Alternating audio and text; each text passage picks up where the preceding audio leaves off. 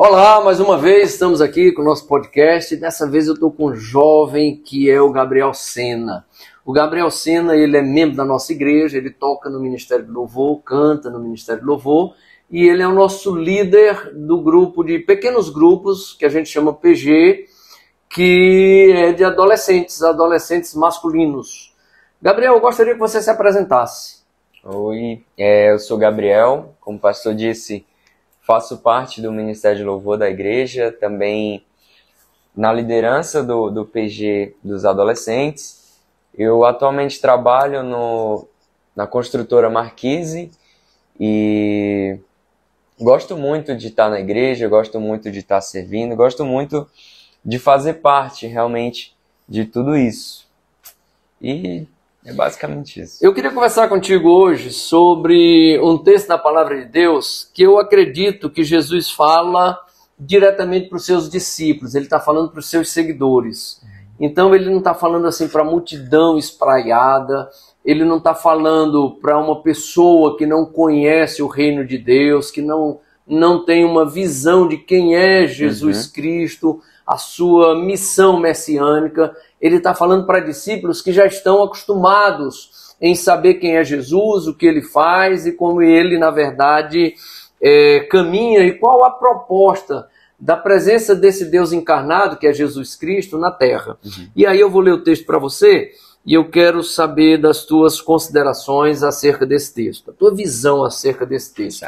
Primeiro ele diz assim, vós sois, Mateus 5, verso 13 e 14, e a gente conclui até o verso 16. Ele diz assim, vós sois o sal da terra. Ora, se o sal vier a ser insípido, como lhe restaurar o sabor? Para nada mais presta, senão para ser lançado fora e pisado pelos homens. Aí o 14 ele diz, vós sois a luz do mundo. Não se pode esconder a cidade edificada sobre um monte, nem se acende uma candeia para colocá-la debaixo do alqueire, mas no velador, e alumia a todos os que se encontram na casa. Assim brilhe também a vossa luz diante dos homens, para que vejam as suas boas obras e glorifique ao vosso Pai que está nos céus. Como disse, Jesus ordena isso aos seus discípulos. Ele diz, vocês são luz e são sal. Então brilhem e comece a trabalhar na terra para que as pessoas vejam as vossas boas obras. Como é que tu faz uma consideração assim? Eu sou um cristão e esse texto fala para mim. Como é que tu entende isso, Gabriel? Pastor, eu entendo da seguinte maneira. Quando Jesus ele diz aos discípulos para serem o sal, serem a luz, serem pessoas que realmente brilham, né? Como ele diz no versículo 15, né? Que não se acende a candeia e se coloca debaixo do alqueire, mas no velador e dá luz a todos que estão na casa. Eu acredito que é justamente sermos pessoas separadas, sermos pessoas diferentes do mundo. Tem que ser diferente, né? Exato. No sentido de realmente ir contramão aquilo que o mundo prega, né? As coisas que vão contra as Escrituras, que vão contra a vontade do Senhor, são que às vezes se tornam coisas comuns no nosso dia a dia, mas é realmente se diferenciar de certas coisas, né? E não só isso, quando ele fala no versículo 16, assim resplandeça a vossa luz diante dos homens, eu acredito que o nosso modo de falar, o nosso modo de agir, ajudar uma pessoa, diversas coisas, elas vão resplandecer o Senhor, vão resplandecer quem vive em nós, né? Que é justamente o Espírito Santo de Deus. Então, se nós agimos da maneira correta, se nós falamos da maneira correta, se realmente somos pessoas diferentes da maneira correta, o nosso Senhor será glorificado, né? Através de nós, simplesmente através do nosso testemunho, através da nossa maneira de viver. Legal. Quando ele diz assim, vós sois o sal, e aí ele fala, se o sal se tornar insípido, como se há de salgar, como se pode mudar essa essa questão do sal, aí a gente começa a pensar o seguinte: aqui no Ceará, nós somos do Ceará, nossa igreja, a Igreja Batista do Planalto é aqui no Ceará. A gente tem chamado carne salgada, carne seca, ou carne do sol, tem, né? E aí a gente fica pensando, o sal antigamente, hoje a gente tem freezer, geladeira, tem térmica, tem tudo.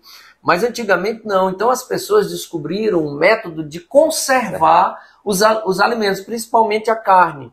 Eles pegavam uma caixa e essa caixa ficava abarrotada de sal e eles abriam um buraco e botavam a carne ali dentro e eles viajavam e eles passavam tempo usando aquele animal que tinha sido morto para alimentação, conservando a carne, aquele produto no sal.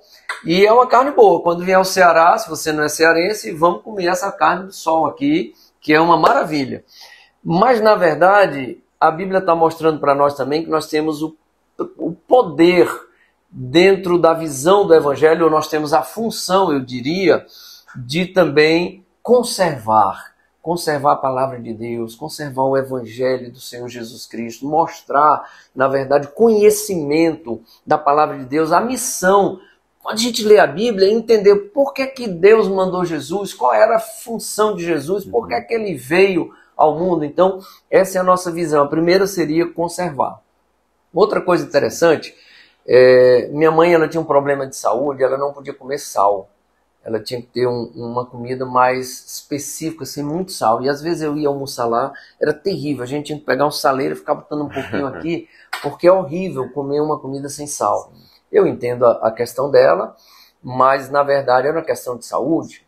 Mas a Bíblia diz que o sal, se ele se tornar insípido, para nada mais presta. Então a ideia também do sal é de temperar. Então eu acho que a nossa função como cristão é temperar também, trazer para as pessoas aquela ideia de quem é Jesus, o que ele faz, que todos nós, independente de religião, independente da nossa denominação, independente do nosso grupo religioso, nós precisamos entender perfeitamente a missão de Jesus e a missão que ele delegou a nós. Como é que tu entende isso entre conservar e temperar? Certo. O conservar é realmente o que você falou, sobre realmente manter a palavra do Senhor, manter os bons costumes, manter o que é correto, né? Eu acredito que é basicamente isso.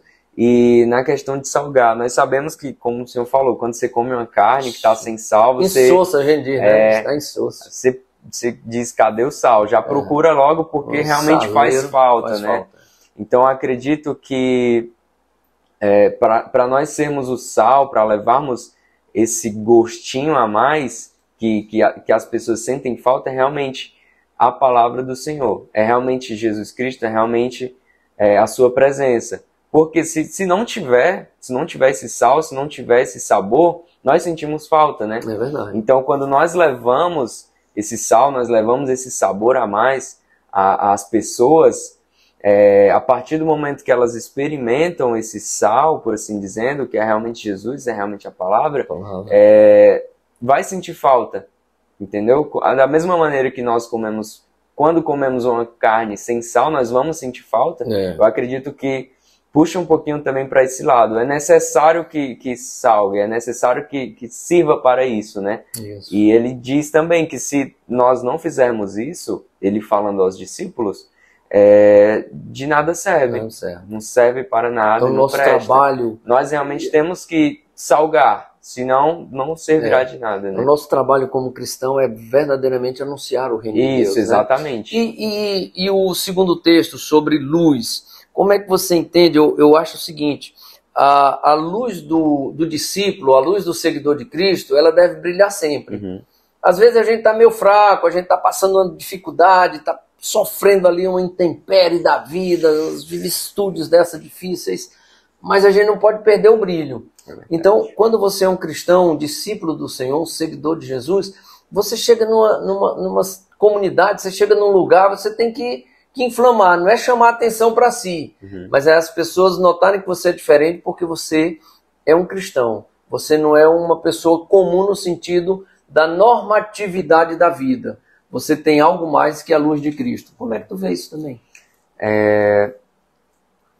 Assim, eu quando a gente fala sobre ser a luz, é realmente, como o senhor falou, realmente onde você está, as pessoas reconhecerem quem você é, apesar de você não dizer nada.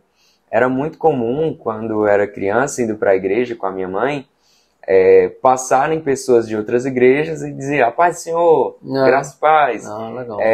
Mesmo sem se conhecer, mesmo sem trocar uma palavra, aquela pessoa cristã que estava vindo e passava por nós, reconhecia que éramos também cristãos, entendeu? Apenas no olhar, apenas por conhecer também, né?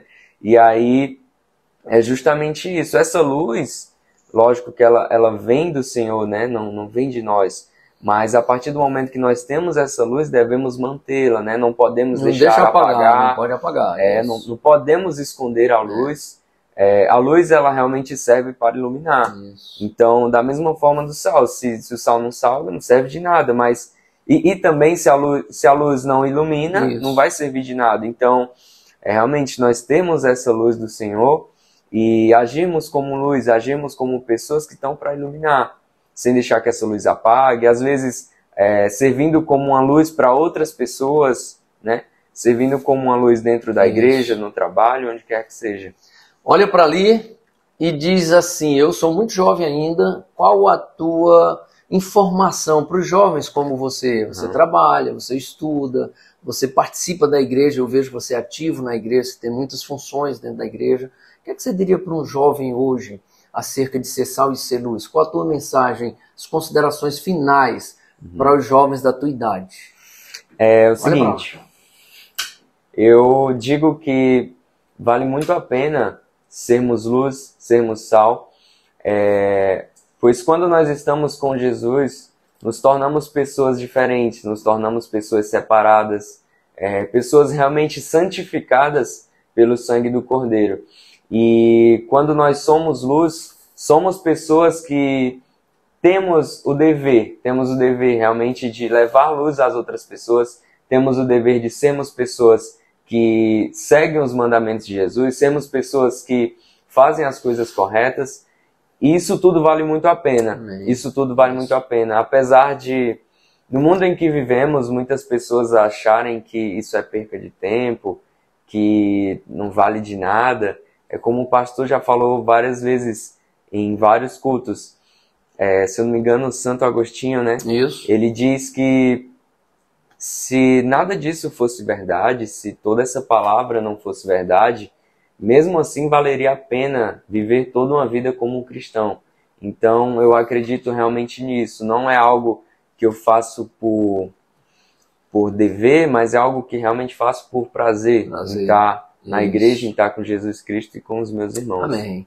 Obrigado, Gabriel. Que Deus continue lhe abençoando e lhe usando. E eu queria convidar você a se inscrever no nosso canal, Igreja Batista do Planalto, aqui no Papicu, e também dá um clique aí no gostei e comenta sobre os nossos podcasts. E depois faz uma visita à nossa igreja. Eu queria muito que você viesse nos visitar, falar pessoalmente com você. Muito obrigado e que Deus abençoe a sua vida.